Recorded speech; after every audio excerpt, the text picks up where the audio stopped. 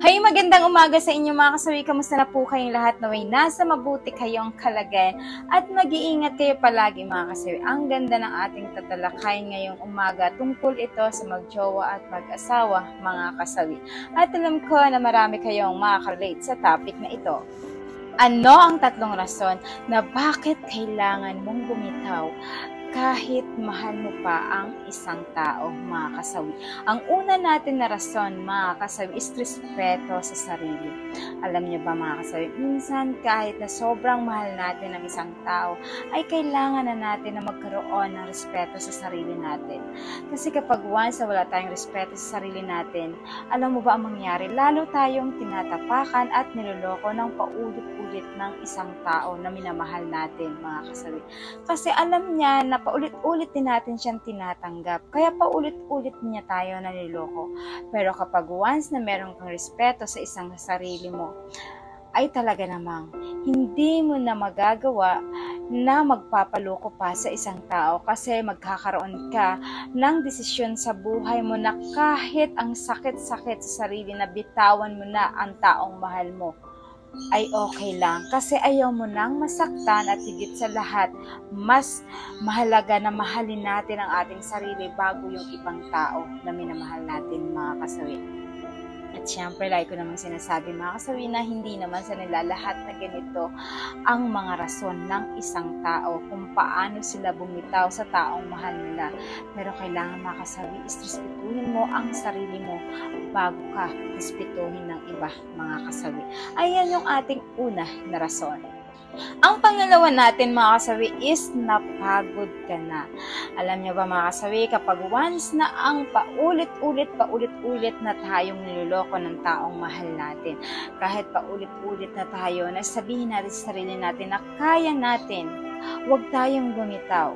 Pero ang ending, mga kasawi, is napapagod tayo kasi nga paulit-ulit kang sinasaktan. Diba?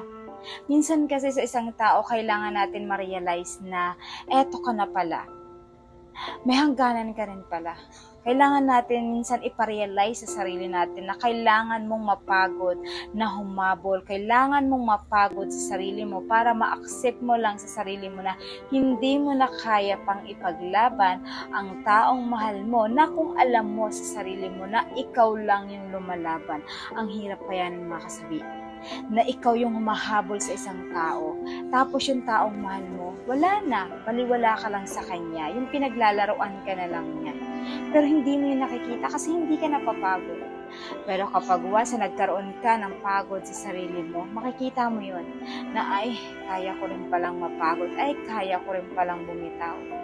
Kahit na mahal mo pa siya, alam mo yun, ayaw mo nang tumigil yung mundo mo. Alam mo yung tipo na parang feeling mo sa sarili mo na parang hindi mo kaya.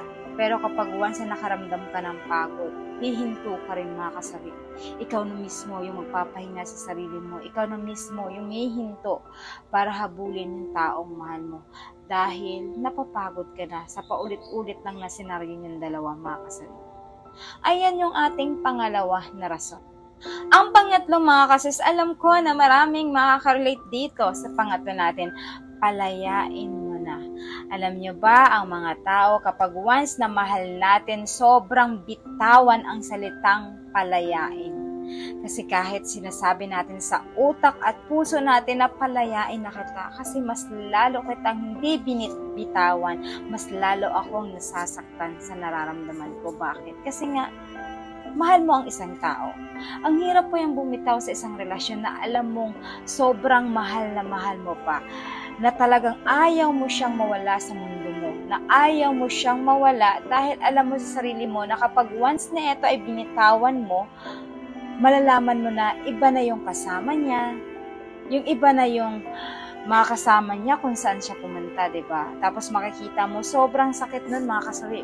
Kapag ka iniisip mo pa lang sa sarili mo na hindi mo kaya, na bitawan mo siya, na alam mo pang palalayain mo lang pa lang siya, sobrang sakit na nito, mga kasawi. Kaya ang ending, hindi mo napapalaya ang isang tao kasi nami-maintain mo lang sa sarili mo na kahit na nasasaktan ka, okay lang sa'yo. Kasi nga, ang hirap magpalaya sa isang tao na alam mo pang hindi mo kaya na bitawan siya, diba? Pero lagi kong tatandaan mga kasawi na kailangan ang isang tao, kapag mahal mo ang isang tao, ay handa kang magparaya, handa mo siyang palayain.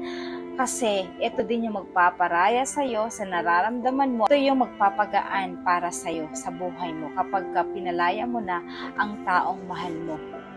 Kasi para hindi ka masaktan at hindi mo siya masasakal at higit sa lahat hindi ka makagawa ng hindi karapat-dapat sa kanya. Kaya mas malaga na palayain mo na ito mga kasawi. So ayan yung ating 3 rason. At syempre hindi mawawala yung aking advice sa topic na ito mga kasawi. Syempre sa ganitong sitwasyon na lahat tayo ay nakakaranas ng ganito na kahit mahal mo ang isang tao ay kailangan mo siyang bitawan kasi para sa ikakatahimik ng lahat, para din sa iyo ito mga kasawi. Mahalin ang sarili at higit sa lahat, irespeto mo ang sarili mo para magawa mo na tama ang magiging desisyon at buhay mo. Kasi kung ito yung pagmamahal na bibitawan mo, kahit na ikaw na lang ang lumalaban, ikaw na lang yun na andito ka na lang, nabubuhay ka na lang sa sinasabi mo na kaya kayo tumagal kasi dahil mahal nyo ang isa't isa. Kapag once na ito yung naging mga kasawi sa buhay mo, mindset mo, ibig sabihin, hindi ka talaga magpaparaya. Kaya kailangan ibahin nyo yung mindset nyo. Kapag once ang isang tao ay nag-cheat na sa'yo to, kahit ulit-ulit mo ipagpapatawad to, kahit paulit-ulit mo nabigyan sa ng chance, ay maulit-ulit pa rin ito na lulukuhin ka mga kasawi. Kaya laging tatandaan mga kasawi na magmumula sa'yo ang respeto sa sarili bago ka respetuhin ng iba. Lagi mong tatandaan, walang niloloko kung walang nagpapaloko. So, kailangan sa ganitong sitwasyon natin mga kasawi, kailangan yung tanggapin sa buhay niya na minsan may binibigay sa atin na tao na kailangan nating mahalin, na kailangan natin na maging bahagi sa buhay natin. Pero ang ending, hindi rin pala kayo nakatadhana at higit sa lahat kapag ganito, okay lang, tanggapin nyo ito ng maluwag kahit na alam nyo sa sarili na sobrang sakit. Pero sabi ko nga, sa tamang panahon, ay mararamdaman nyo din ang pagpapatawad at higit sa lahat, mararamdaman nyo din na magiging masaya din kayo kapag once na binitawan mo na ang taong mahal mo, mga kasawi, kahit hindi mo kayang bitawan ito, mga kasawi. So, yun lang yung aking advice, mga kasawi. Maraming salamat sa patuloy na pagsusuporta nyo sa akin sa walang sawang pag-share at pag-comment. Sa hindi pa po nakapag-subscribe, pwede na kayong mag-subscribe, pwede na rin kayong mag-follow para updated kayo sa topic ko araw-araw. Mahal kayo ng inyong advisor. Bye mga kasawi!